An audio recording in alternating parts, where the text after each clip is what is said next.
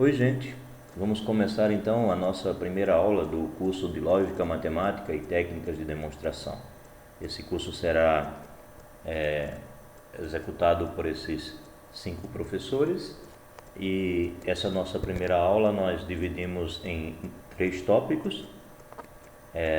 Nos dedicaremos então nesse primeiro vídeo a esse nosso primeiro tópico, a notação matemática.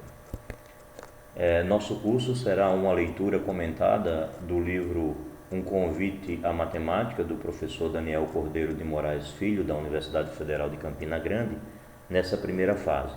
Numa segunda fase, nós estaremos trabalhando com o livro Iniciação à Lógica de Matemática, de Edgar de Alencar Filho.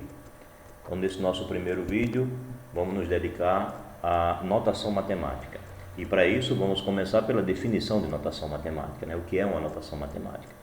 Uma notação matemática é um conjunto de símbolos, que pode ser apenas um único símbolo, ou seja, um conjunto unitário de símbolos nesse caso, que representa um objeto ou uma ideia. Uma notação, ela deve ser concisa e precisa. É isso que devemos ter em mente quando pensarmos em uma notação. Ela deve economizar a linguagem, ou seja, ela deve ser direta, e ela deve evitar a ambiguidade, ou seja, ela não pode significar duas coisas ao mesmo tempo, a menos que isso seja bem claro. Ou ela não pode significar apenas uma coisa, quando na verdade deveria significar mais coisas, a menos que isso seja bem claro. Uma notação pode ser uma letra de um alfabeto qualquer, ou qualquer outro símbolo que represente de forma coerente o objeto que queremos apresentar. A notação também deve ser escolhida de forma a facilitar a manipulação, porque a gente faz contas com a notação, né? Para quem já calculou uma integral usando as notações matemáticas sabe o quanto faz conta.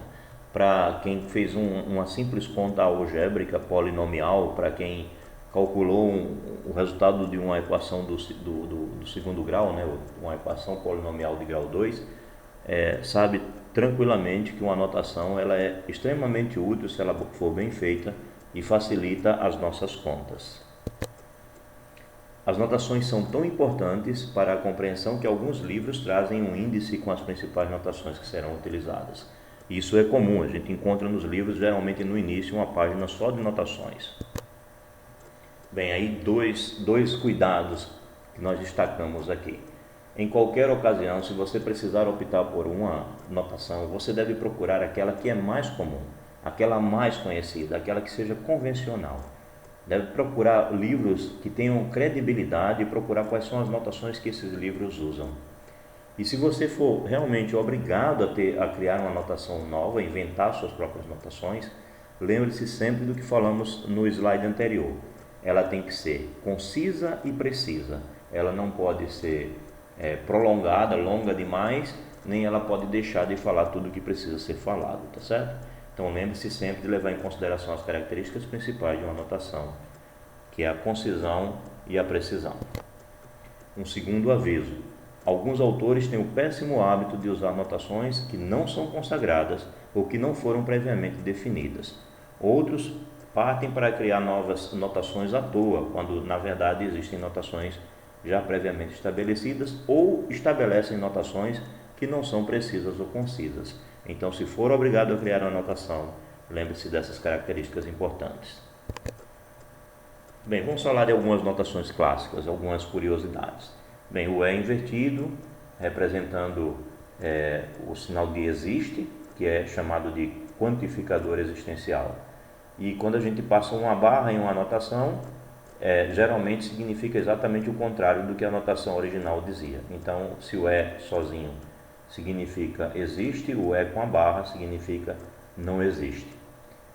O A invertido, que a gente lê para todo, é chamado de quantificador universal, e é motivado, na verdade, pelo fato de que a palavra todo no inglês começa com A e no alemão também.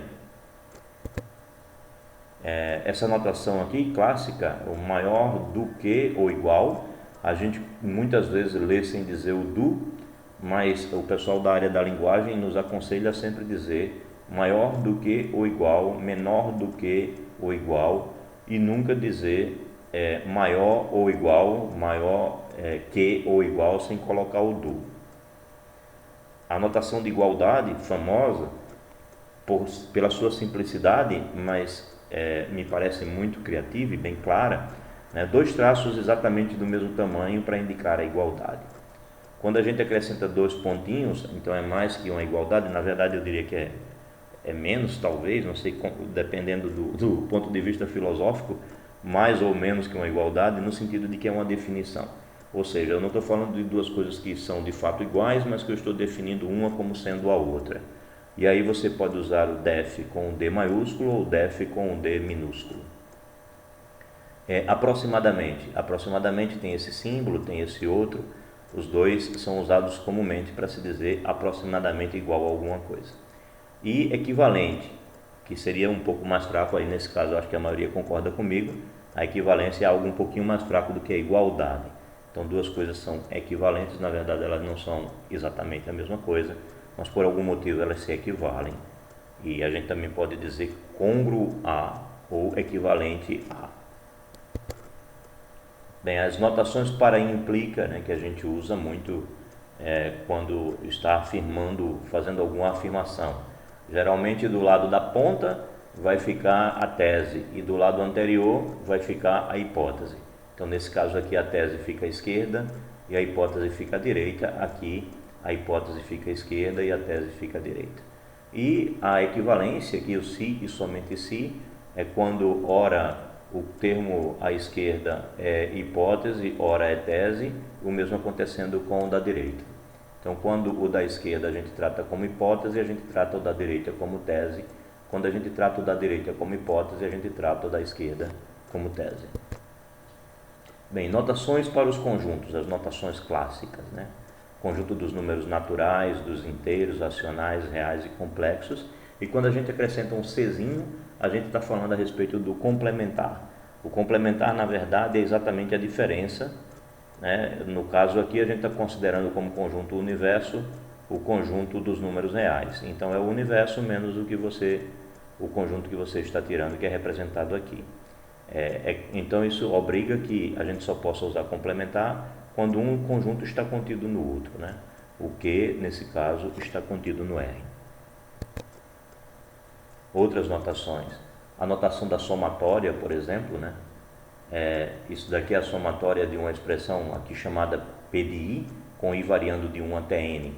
Algumas vezes a gente tem o hábito de dizer somatório, mas a palavra é feminina.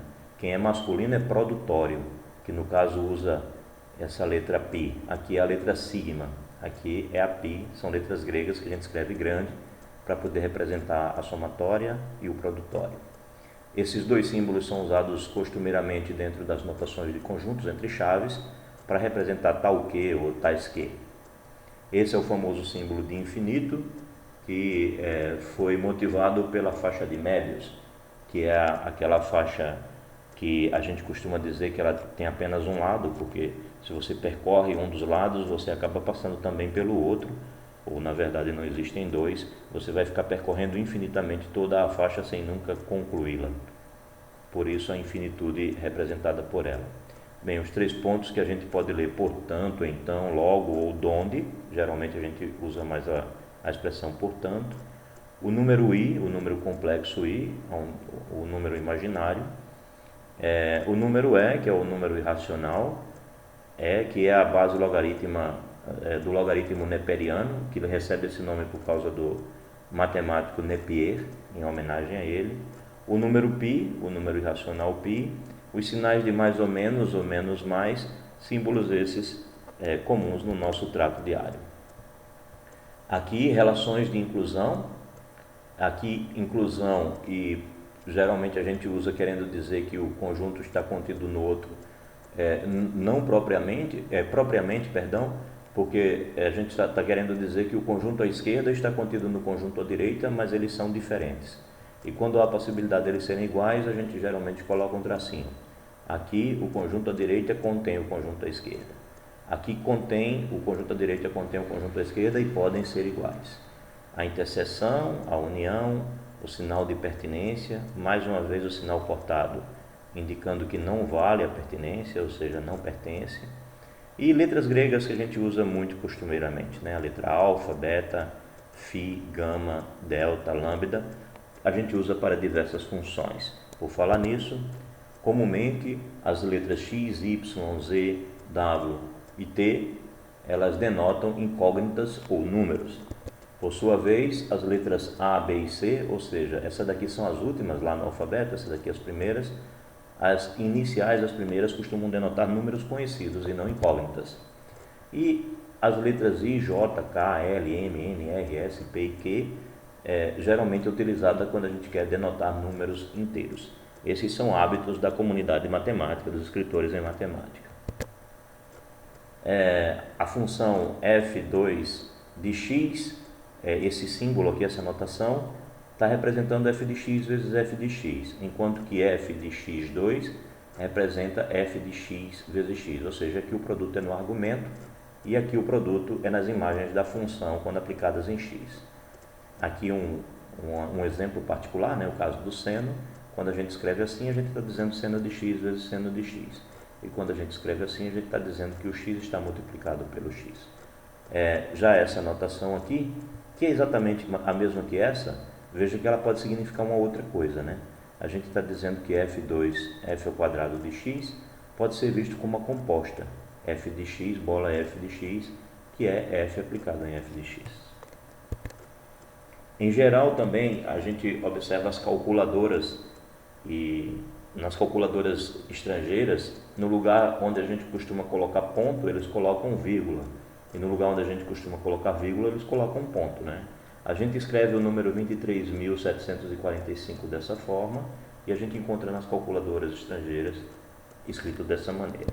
Mas essa maneira de escrever ela é regulamentada no Brasil por lei, tá? Pela lei do Conselho Nacional de Metrologia, por meio dessa resolução aqui descrita. Mais uma observação é que várias notações podem significar a mesma coisa. A gente pode dizer que o produto AB se escreve assim, ou que se escreve assim, ou que se escreve assim. Depende de qual o produto que a gente está falando, depende se há necessidade ou não de representar de uma maneira ou outra. Geralmente a gente escolhe a maneira mais simples de escrever ou de digitar. Não represente conjuntos assim, abrindo chaves e dizendo o nome dos conjuntos dentro dessas chaves. Represente sempre chaves quando você quiser descrever todos os elementos que estão dentro do conjunto, como nesse caso, ou quando você quiser dizer uma propriedade que determina quem é o conjunto, tá? Como nesse caso aqui. O uso do computador, quando a gente não tinha bons caracteres para escrever, por exemplo, potência, nos levou a escrever as potências assim. Isso representava então 2 à terceira. Ou coisas assim, que no final estava querendo representar algo dessa maneira. Inclusive essa maneira de escrever quando não tínhamos caracteres apropriados, de certa forma motivou a notação que a gente usa, a forma que a gente usa para digitar hoje no LaTeX. A gente digita algo parecido com isso e ele formata dessa maneira. Notação com infinito, a gente já falou uma vez, mas ela também pode ser usada operatória. A gente pode falar em mais infinito, em menos infinito, em mais ou menos infinito. A gente pode falar na soma de infinitos, ou melhor, no produto de infinitos. Aqui positivo vezes positivo dá positivo e o negativo vezes o negativo dá positivo também. Uma constante positiva vezes o infinito positivo dá um infinito positivo. Uma constante negativa vezes o infinito positivo daria um infinito negativo. A soma de infinitos positivos dá um infinito positivo. E a soma de uma constante com um infinito positivo ou negativo não alteraria o sinal. Isso para toda constante A pertencendo a R. Isso também nos lembra as notações das indeterminações, né? Infinito menos infinito é indeterminação, zero vezes infinito é indeterminação, zero sobre zero, infinito sobre infinito. São notações clássicas de indeterminação, né? Mais ou menos infinito elevado a zero, 1 elevado a mais ou menos infinito, 0 elevado a zero e assim por diante. Bem, terminamos aqui esse vídeo. No próximo vídeo a gente fala sobre a lógica matemática.